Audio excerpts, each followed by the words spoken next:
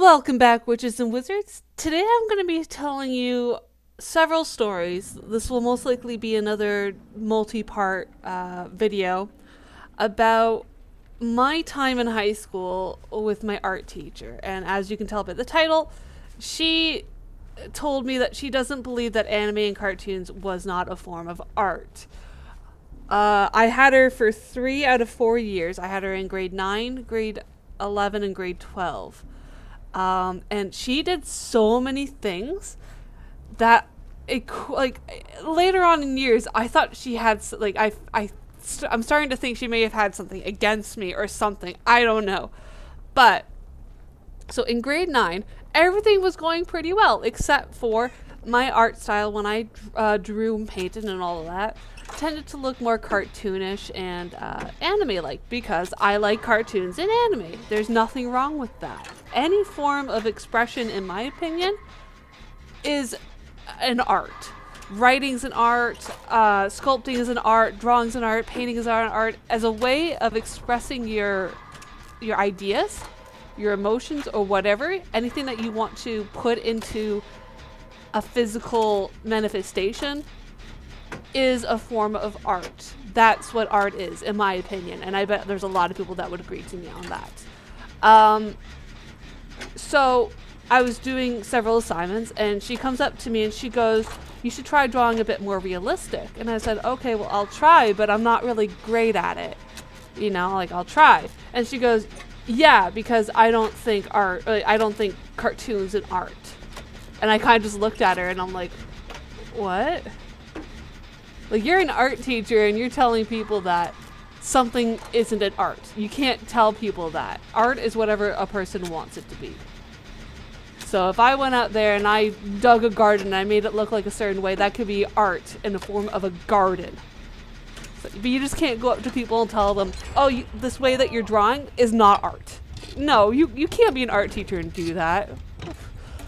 So stupid. So there I was like, okay, that was a bit weird. So I just continued on the way I was doing. I tried to make things a bit more realistic and all that. Then it was the final project in art class in grade 9, where we had to take an animal from the endangered species list and then write up a report about it. We had to draw pictures, and then we had to make a model of that animal. So I chose the manatee because I knew that they were on the endangered list. I had pictures of them when I was younger, when I was in Florida, because there was a time that I actually witnessed wild manatees. We were taking a sea taxi from one part to another part of Florida. Like we were going to an inlet harbor. I think that's actually what it's called, inlet harbor. And so we had to take a sea taxi or a water taxi. And while we were waiting for people to board on, there were manatees in the water. So I was like, oh my gosh, that's so cool. Took pictures of it. And I was like, I already know a lot about manatees. And I really like manatees. And I can use the pictures that I have. We couldn't use actual pictures. We had to draw the pictures. So I was like, I'll just draw the pictures that I took, because I don't have to cite them because they're my photos. Because we also had to cite where we got the photos and the inspiration from. And so I loved this project. I was absolutely going nuts about it, because what I did was I had cardstock colored paper that was in the theme of like the Florida, and I bound the booklet with all the manatee facts with seaweed, dried seaweed. You could still turn it, you can still open it, it wasn't breaking. It was so creative and I loved it. I drew the pictures of the manatees from my photos, and I put a note at the back saying photos were taken by me. I drew them and I loved how they turned out, and then I went and I sculpted it, and that was I wasn't that great at sculpting, but I loved it. Like, you can't go wrong sculpting a manatee. And I sculpted it, and it was beautiful. And I actually made like a whole environment for this. I had a wooden stand that had a background. I painted the background.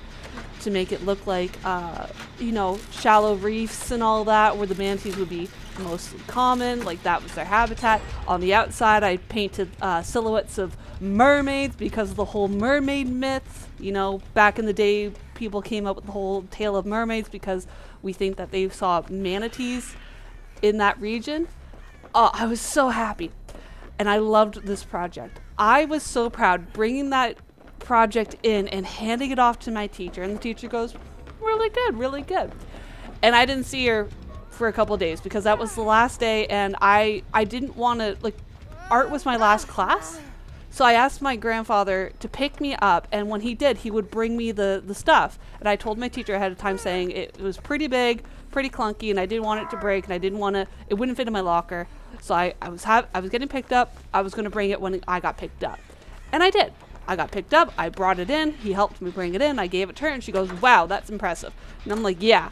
And so a few weeks go by. Didn't hear anything back until finally I got my grade. And I was kind of surprised by my grade. I was like, I think I got a C plus or a B minus, somewhere in there. I was like, I'm not normally the kind of person that goes for their grade, but I was pretty sure that I was the most creative in that class when it came to that final project. And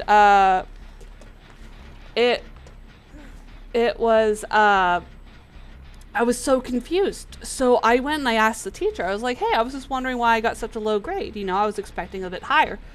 And she goes, okay, well, I have the curriculum right here for the project. And so I looked it over. And I noticed a few things. I was like, wait, what? So first thing, she docked me quite a bit of marks on the fact that I didn't cite the photo. And so I explained it to her. And I was like, I didn't cite these photos because on the bottom at the back where you would cite this stuff, I put that those photos were taken by me. I took those photos and I drew them. I saw those manatees. Those were when I was in Florida.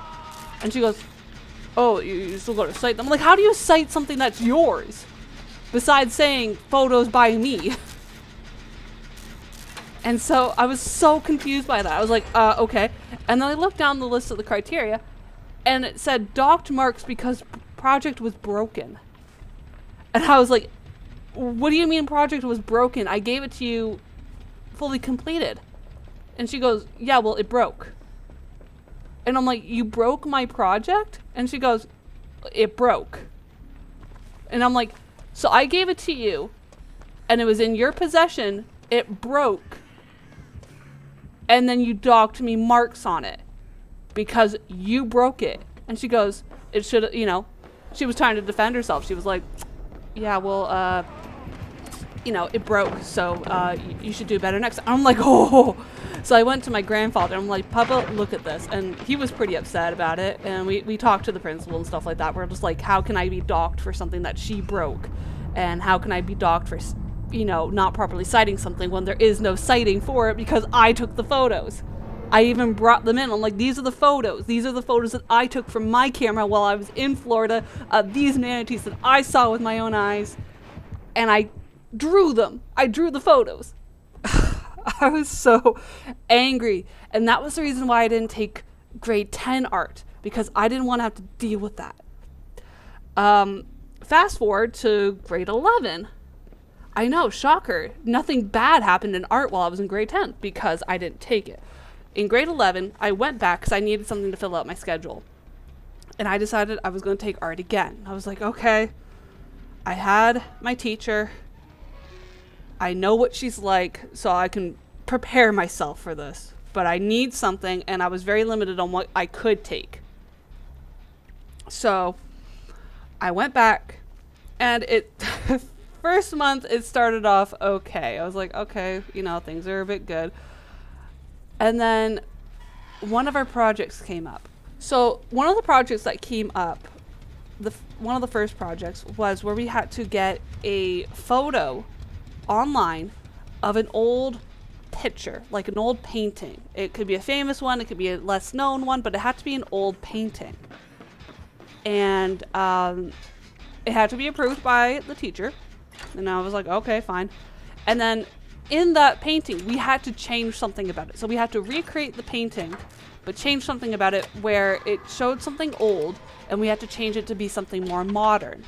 Now, some people did classic pictures where, like, one of the photos, I think it was from Van Gogh or something like that. It's like the blue guy, and he's playing an acoustic guitar, and someone changed it from an acoustic guitar to an electric guitar or something like that. Basically like that. So I found a picture, and I think it was of St. Matthew's. It was a dark background, he had a hatchet in his hand, and he had a stack of books. And one of the books at the top was opened, and it was him looking at that book while holding a hatchet. I was like, oh, that's perfect. I could get that photo of St. Patrick.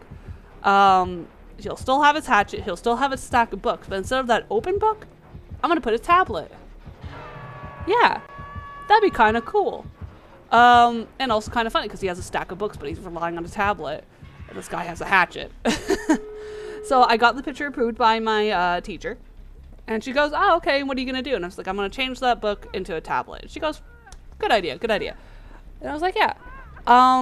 So when everyone got their photos done, like approved, we all got canvases and we started sketching it out. And she would walk around the room, and she would, talk to people about what they're planning and how, kind of help them figure out their steps and all that. So as I was sketching mine out, she comes up to me and she goes, oh, this is really good. This is a really good base sketch, but you should move something about it. And I'm like, oh yeah? What should I move? She takes the, because I was using chalk. She takes the chalk out of my hand and starts re-sketching the entire thing. She goes, yeah, you should move this over here, move this over here. And I stepped back and I was just looking at her like, what are you doing? You just yeah, I asked for your advice because you said oh, I should change something. And I said, oh yeah, what's that? Asking, what do you think I need to change? I didn't give you permission to touch my canvas, take something out of my hand, start drawing on my canvas. And so I stepped back, looked at everyone else in the classroom. They were looking at me like, what is she doing? And I'm just like, what? Kind of looking at people oh, what am I supposed to do here? She took my art. And so she sketched the entire picture and she goes, yeah. And then she starts doing it. And I'm like, okay. Yeah. And she gives me back the chalk and she goes, that looks a lot better. And then she walks away and I'm just like, what just happened? And so I actually leaned over to one of the girls next to me and I'm like, was that weird? Should I be upset? And she goes, yeah, I would be upset about that. And I'm like, okay, good. I feel, all right. I'm like, that seems about right. So I was very happy to know that my feelings about that whole situation was validated and I was corrected that I was okay to feel this way about my teacher stepping in and handling my artwork while I was still just starting it off. That was the big red flag for that year. That was like, okay, she's doing it again. She's going to interrupt my work and she's gonna mess with it. Why is she doing this? And she wasn't doing it to anybody else. Cause I went around and I asked people, I'm like, does she interject with your artwork? Does she take your utensils and work on your art piece or anything like that? And they're just like, no. And I had friends that were in her class, but in a different time period than I was. And I asked them, I was like, hey, does our teacher do that to you? And she goes, no. So I'm like, why is she doing this to me? I just don't understand. I'm not angry. Well, I was a little angry because you're messing with my artwork when I just started. But I was so confused. Have any of you guys ever had that where a teacher would just interject with your work while you were in the process of working it without really your permission? Yeah, I said it was okay for her to tell me what she thought I should change, but I didn't mean for her to step in and do the changes permanently on my thing because it gets so much worse because that was grade 11. She had another incident in grade 12 with me and I got so fed up with her. I actually left class. I've never done that before in class, but in grade 12, I just walked out on class And that will be in the next video. I'm running out of time here. I hope you enjoyed this video. Please like, comment, subscribe, ring that bell for future notifications. Let me know in the comment section down below if you've ever had anything like this with a teacher. Like, if they said something that didn't sit right with you, or the teacher for some reason was targeting you in some way, or anything like that. I would love to know. And stay tuned for next Saturday to hear the next part of Anime Isn't Art. I hope you have a great day, and I'll see you all next time. Bye!